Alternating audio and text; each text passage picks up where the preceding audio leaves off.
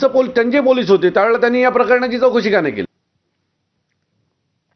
पुढची बातमी बघूयात। ठाकरे बंधूंच्या मराठी मुद्द्यावरच्या विजयी मेळाव्यात शरद पवार सहभागी होणार नाहीयेत, तर शरद पवारांऐवजी प्रदेशाध्यक्ष जयंत पाटील जातील। नियोजित कार्यक्रमामुळे जाणार नसल्याचं शरद पवारांनी स्पष्ट केलंय। राज उद्धव ठाकरे एकत्र आले तरी त्यामुळे महाविकास आघाडीला अडचण नाही असं वक्तव्य शरद पवारांनी केलंय। काँग्रेसचे प्रदेशाध्यक्ष हर्षवर्धन सपकाळ देखील या विजयी मेळाव्याला जाणार आहेत। आदित्य ठाकरे, अमित ठाकरे यांची देखील मेळाव्यात उपस्थिती असेल। वरळीच्या NSCCIच्या डोममध्ये हा विजयी मेळावा होईल।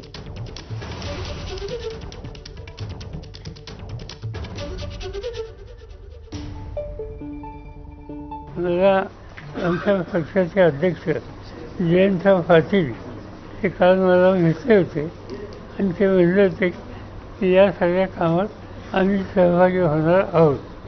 त्या पक्षाचा अध्यक्षाचा निर्णय हा आम्हाला शिरसावंदी असतो।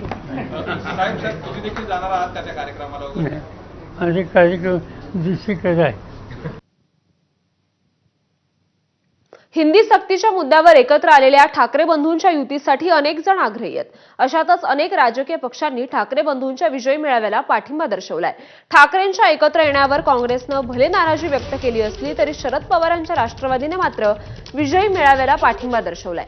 तसंच काँग्रेसचं काही मत असलं तरी ठाकरेंची युती झाल्यास ती महाविकास आघाडीच्या आड येणार नाही असं थेट शरद पवार यांनी म्हटलंय।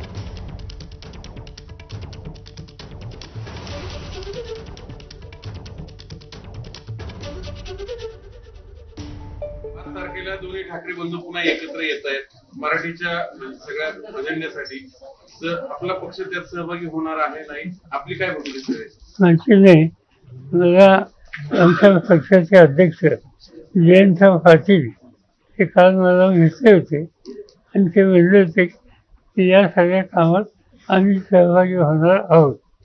त्या पक्षाचा अध्यक्षाचा निर्णय हा आम्हाला शिरसावंदी असतो। माझे कार्यक्रम दुसरीकडे आहे। राज ठाकरे आणि उद्धव ठाकरे एकत्र येत आहेत, दोन्ही बंधूंची सध्या चर्चा सुरू आहे, पण काँग्रेस यावर मात्र नाराज दिसते। रमेश चेन्नीताला असं म्हणतात की राज ठाकरेंची भूमिका आम्हाला मान्य नाही, तर यामुळे महाविकास आघाडीला काही तडा बसेल? काही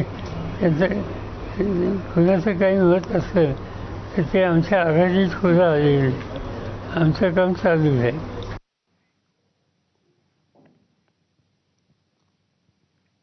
जर मराठी माणसासाठी उद्धव आणि राज ठाकरे एकत्र आले